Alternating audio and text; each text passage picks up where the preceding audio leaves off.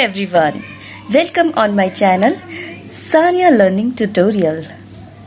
आज की वीडियो में मैं आपको बताऊंगी स्टिमुलस वेरिएशन स्किल की।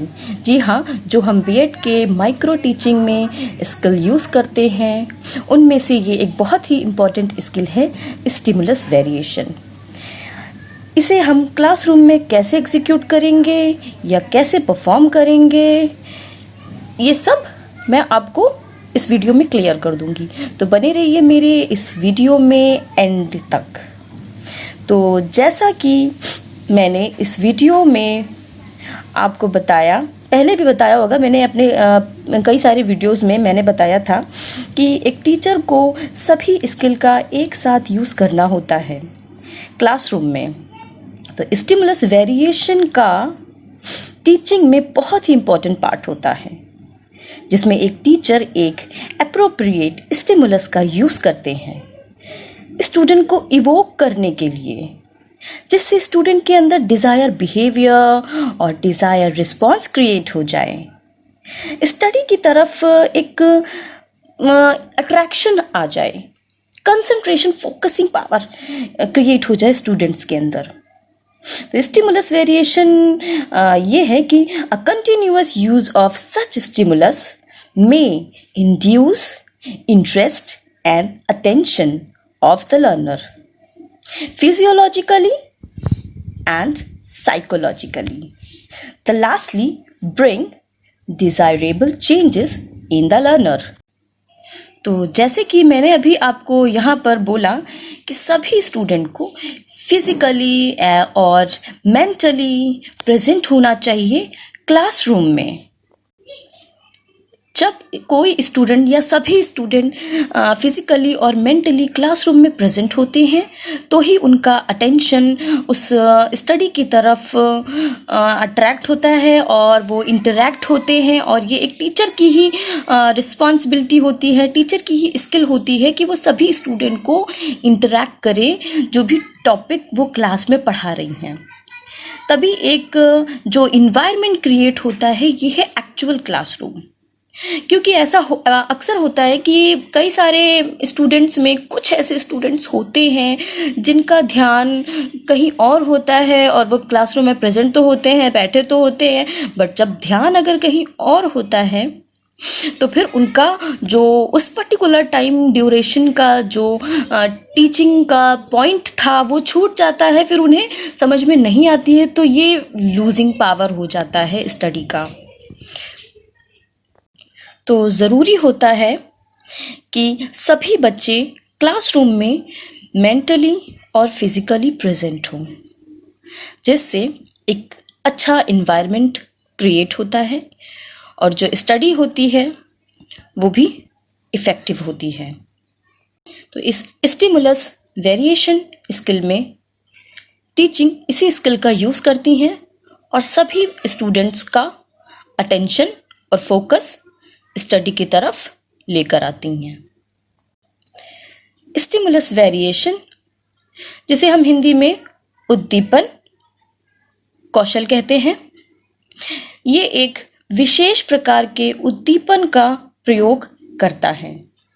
जैसे इसमें क्या होता है कि जैसे फॉर एग्जांपल टीचर स्टूडेंट्स का अट्रैक्शन इंटरेक्शन बनाने के लिए क्वेश्चन करती हैं या ब्लैक बोर्ड की तरफ इशारा करके उन्हें कुछ समझाती हैं, उनका अटेंशन फोकसिंग पावर क्रिएट करने के लिए, या फिर कोई इमेज दिखा देती हैं या फिर कोई विषय वस्तु एक्सेट्रा एक्सेट्रा। ऐसे कई सारी कंपोनेंट्स होते हैं, ऐसी कई सारी स्किल्स होती हैं जिनसे हम उनके अंदर उद्दीपन प्रक्रिया को बनाते हैं। इस उद्दीपन कौशल की सहायता से टीचर अपने स्टूडेंट का इंटरेक्शन और इंटरेस्ट क्रिएट करने की कोशिश करते हैं। तो ये हो गया stimulus variation skill. Now coming back main point, how to make stimulus variation skill, या स्टिमुलस वेरिएशन स्किल हम कैसे बनाते हैं और उद्दीपन कौशल हम कैसे तैयार करते हैं। Let's start. तो मैं अपने सभी वीडियो में बताती हूँ कि सबसे पहले आप या ब्लैक बोर्ड पे जब आप क्लासरूम में जाते हैं तो वो ब्लैक बोर्ड में आप लेफ़्ट हैंड साइड डेट लिखते हैं, जैसा कि ये है। लेफ़्ट हैंड साइड डेट लिखते हैं, जो भी डेट हो, और सब्जेक्ट, जो आपका सब्जेक्ट हो। जैसे यहाँ पे मैंने एग्जाम्पल के तौर पे बायोलॉजिकल साइंस लिया हुआ है। एंड राइट हैंड साइड के कॉर्नर पे आपको क्लास लिखना है, जो भी क्लास है। यहाँ पे जो क्लास है ये है 8th क्लास, और ड्यूरेशन 5 मिनट्स की होती है। पीरियड, जो भी आपका पीरियड हो, जो भी आप पढ़ा रही हो।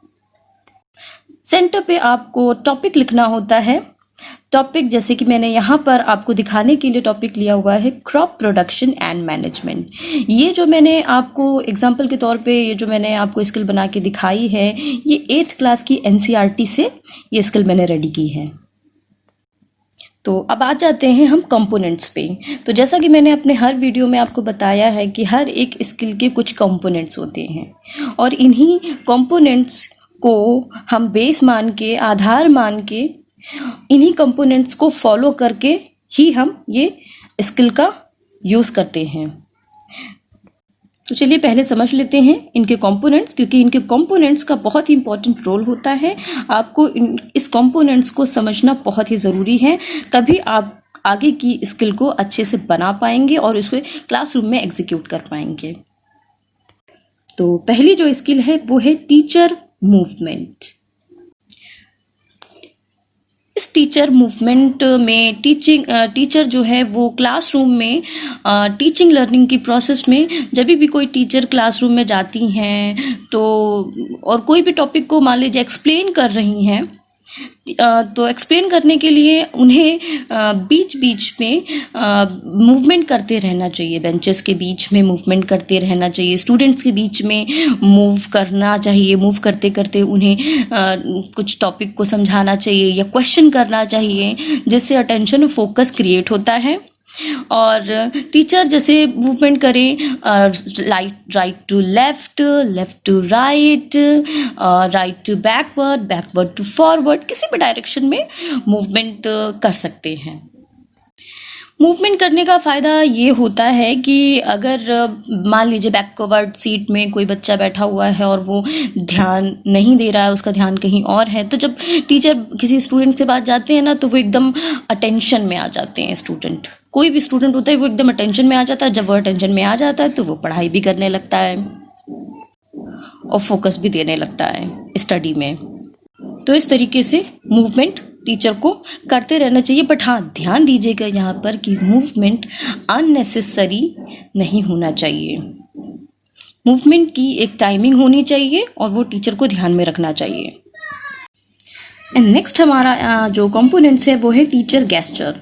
टीचर गेस्चर का मतलब जैसे हाव भाव, जब आप पढ़ा रहे हो कोई टॉपिक को, तो एक टीचर को अपने हाव भाव, अपने हैंड मोशंस, बॉडी लैंग्वेज और पर्सनालिटी परफॉर्म जब करते हैं और पढ़ाते वक्त हम इन सब बातों का ध्यान रखते हैं, तो उससे भी एक अटेंशन क्रिएट होता है क्लासरूम में स्टडी की तरफ।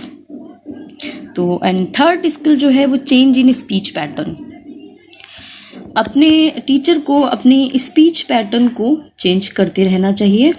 जैसे धीमा होता है, तेज़ होता है, स्लो एंड फास्ट होता है, ऐसे ये सब स्पीच का यूज़ करना चाहिए। फोर्थ स्किल है change in sensory focus. Change in sensory focus it means, जैसे हम हिंदी में बोलते हैं ना कि ज्ञान इंद्रियां। तो सभी स्टूडेंट्स के अंदर जब वो पढ़ रहे हों क्लासरूम में, तो स्टूडेंट्स के अंदर उनकी सभी ज्ञान इंद्रियां खुली होनी चाहिए। जब ज्ञान इंद्रियां खुली होंगी, सेंसरी फोकस उनका क्रिएट होगा, तो वो अटेंशन दे पाएंगे स्टडी की तरफ। फिफ्थ स्किल है फोकसिंग। यस, जब क्लासरूम में हो तो टीचर को भी ध्यान देना चाहिए कि सभी स्टूडेंट का फोकस है कि नहीं है, और नहीं है तो फोकसिंग वो क्रिएट करें। सिक्स्थ स्किल है पीपल टॉक। पीपल टॉक का मतलब ये है कि अगर जैसे कोई भी स्टूडेंट्स हैं क्लासरूम में, तो उस टीचिंग को और इफ़ेक्टिव बनाने के लिए तो बीच बीच में उनसे कुछ क्वेश्चन पूछ लिया, या पढ़ाई या कुछ टॉपिक पे डिस्कशन हो रहा है तो उसका रिपीटेशन हो गया और उनका कुछ रिस्पॉन्सेज हो गए, फीडबैक्स हो गए। इस तरीके की कुछ पीपल टॉक्स करना चाहिए जिससे उनका इंटरटेनमेंट लाइक हो और अट्रैक्शन भी हो, इंटरेक्शन भी हो एंड फोकसिंग भी हो। सेवेंथ स्किल है pupil active participation. Yes, pupil active participation बहुत ज़्यादा इम्पोर्टेंट होता है, जिसमें जितने भी स्टूडेंट्स हैं उनका बराबर से अटेंशन होना चाहिए और पार्टिसिपेशन होना चाहिए क्लासरूम में जो भी लर्निंग प्रोसेस चल रही है। तो ये जो कंपोनेंट्स हैं, ये सभी कंपोनेंट्स इम्पॉर्टेंट होते हैं। ये सभी कंपोनेंट्स का जब हम ध्यान में रख के हम अपनी टीचिंग को आगे परफॉर्म करते हैं, एग्जीक्यूट करते हैं, तो इससे हमारी टीचिंग लर्निंग की प्रोसेस, स्टडी लर्निंग स्टूडेंट्स का इफ़ेक्टिव होती है। अब समझ लेते हैं इस स्किल को कैसे प्रिपेयर करना है। सबसे पहला जो कॉलम होगा वो सीरियल नंबर का होगा and next column teaching point का, जहाँ पर टीचिंग पॉइंट आपका जो भी होगा वो लिखेंगे। मैंने यहाँ पे आपको समझाने के लिए जैसे यहाँ पे लिखा हुआ है, लिया हुआ है टॉपिक पॉइंट फूड क्रॉप का। एंड नेक्स्ट कॉलम है प्यूपल टीचर एक्टिविटी का। प्यूपल टीचर एक्टिविटी जहाँ पर टीचर क्वेश्चन पूछती हैं स्टूडेंट से। एंड उसके नेक्स्ट कॉलम जो होगा वो स्टूडेंट एक्टिविटी का होता है, जहाँ पर स्टूडेंट उसका रिप्लाई करेंगे या फिर एक्सपेक्टेड क्वेश्चन होगा। नेक्स्ट लास्ट कॉलम जो होगा वो टीचिंग एड का होगा। टीचिंग एड में मॉडल, पिक्चर, चार्ट या ब्लैक बोर्ड का हम यूज़ कर सकते हैं। मैंने यहाँ पे जो क्वेश्चन बनाया है आपको समझाने के लिए कुछ इस तरह से मैंने बनाया है। जैसे पहला क्वेश्चन है why do we have to eat food. Teacher ने स्टूडेंट से पूछा कि खाना क्यों खाते हैं, तो बच्चों का जो आंसर होना चाहिए एक्सपेक्टेड वो ये है जैसे कि we gain energy by eating, carrying out various body functions such as stomach, heart etcetera. हम खाना क्यों खाते हैं, बच्चों का आंसर आ गया है, हम एनर्जी के लिए खाना खाते हैं। तो पहला तो क्वेश्चन इजी सा हो गया एंड नेक्स्ट भी क्वेश्चन थोड़ा सा इजी होना चाहिए। जैसे कि ये यहाँ पे मैंने बनाया हुआ है what are the sources of getting food. खाने के या फूड के क्या क्या सोर्सेज हो सकते हैं। तो बच्चों का एक्सपेक्टेड क्वेश्चन कुछ ऐसे आ सकते हैं, we get our food from plant और एनिमल और बोथ। मतलब हम खाना प्लांट से लेते हैं या एनिमल से लेते हैं, दो ही सोर्सेस होते हैं। तो दो इजी क्वेश्चन हो गए। अब जो नेक्स्ट क्वेश्चन होगा वो प्रॉब्लमेटिक होगा। जैसे कि यहाँ पे मैंने बनाया हुआ है, धीरे धीरे हम इजी क्वेश्चन से अपने टीचिंग पॉइंट पर अब आते जा रहे हैं। अब हम टीचिंग पॉइंट पर पहुँच गए हैं। जैसे कि मैंने यहाँ पे क्वेश्चन पूछा है what do you understand by food crop. आप फूड क्रॉप से क्या समझते हैं। तो ये क्वेश्चन प्रॉब्लमेटिक हो गया है, ये स्टूडेंट्स को नहीं पता होगा इतने अच्छे से, तो इसलिए हमें अब यहाँ पर अपने टीचिंग पॉइंट को एक्सप्लेन करना है। तो यहाँ देख सकते हैं आप एक्सप्लेनेशन कुछ इस तरह से है। ये सब मैंने आपको समझाने के लिए बताया है। एक्सप्लेनेशन जैसे टीचर ने एक्सप्लेन कर दिया, when plant of the same kind are cultivated at one place on a large scale it is called food crop. मतलब जब हम एक पर्टिकुलर स्पीशीज़ फूड क्रॉप का पर्टिकुलर स्पीशीज़ को जब एक लार्ज स्केल एरिया में ग्रो कराते हैं, that is called food crop. For example, crop of wheat means that all the plants grown in a field are that of wheat. जैसे कि यहाँ पर वीट मैंने समझाने के लिए लिया कि वीट की स्पीशीज़ है, उसको एक फील्ड में ग्रो करा दिया, तो ये हो गई वीट की crop, that is the food crop. Food crop are different types like cereals, vegetables and fruit. Food crop different types के होते हैं, जैसे cereals हो गए, vegetables हो गए and fruits की कई सारी species हो गई हैं. तो कोई भी vegetable या fruits को एक large scale पर आप grow कराते हैं तो वो food crop आपका definition होती है. तो इसे कहते हैं फूड क्रॉप. फूड क्रॉप को आप ब्लैक बोर्ड पर कुछ ऐसे पिक्चर को ड्रॉ करके आप दिखा सकते हैं, स्टूडेंट्स को समझा सकते हैं. जैसे कि ये व्हीट की क्रॉप हो गई, आपने ब्लैक बोर्ड पे ड्रॉ करके उन्हें समझा दिया. ये टीचिंग एड का आपने यूज़ किया हुआ है यहाँ पर. और बार्ले का आपने पिक्चर वहाँ पे ड्रॉ कर दिया, राई का पिक्चर ड्रॉ कर दिया, ओट्स का पिक्चर ड्रॉ कर दिया, मेज़ का पिक्चर ड्रॉ करके उनको समझा दिया कि ये व्हीट है या बार्ले है, राई है या ओट्स है, मेज़ है. किसी का भी आप कोई भी एक पर्टिकुलर स्पीशीज़ को लार्ज स्केल के एरिया पर आप ग्रो कराएंगे तो ये तो इसे कहते हैं फूड क्रॉप. आप यहाँ पर पिक्चर दिखा के भी उन्हें समझा सकते हैं, तो या फिर ब्लैक बोर्ड पर स्केचिंग करके ब्लैक बोर्ड पे आप ड्रॉ कर देंगे और उन्हें स्टूडेंट्स को अच्छे से दिखाकर समझा देंगे. तो यहाँ पे कंप्लीट होती है stimulus variation skill. I hope आपको ये स्टिमुलस वेरिएशन की स्किल अच्छे से समझ में आ गई होगी और कोई डाउट भी नहीं होगा. लास्टली फ्रेंड्स, मैं आपसे यही कहना चाहूँगी कि आपको ये स्किल अच्छी लगी, मेरी सभी वीडियोस प्लीज़ देखिए और आपको बहुत पसंद आएंगे, आपको समझ में भी अच्छे से आएगा. मैं एक एक पॉइंट को क्लियर करके आपको अच्छे से यहाँ पर समझा देती हूँ. प्लीज़ एक सब्सक्राइब बटन पे प्लीज़ क्लिक कर दीजिए, सब्सक्राइब कर दीजिए मेरे चैनल को और प्लीज़ लाइक भी कर दीजिए मेरे चैनल को. अगर आप मेरी वीडियो को पसंद करते हैं तो इससे मुझे मोटिवेशन मिलती है, इससे खुशी मिलती है, ताकि मैं आगे भी और अच्छे अच्छे इफ़ेक्टिव लर्निंग ट्यूटोरियल की वीडियोस आपको लेकर आपको मैं दिखाऊं और आप उसे समझेंगे और आपको बहुत पसंद आएगा. प्लीज़ प्लीज़ प्लीज़ सब्सक्राइब कर दीजिए, लाइक कर दीजिए, शेयर कर दीजिए. Thank you.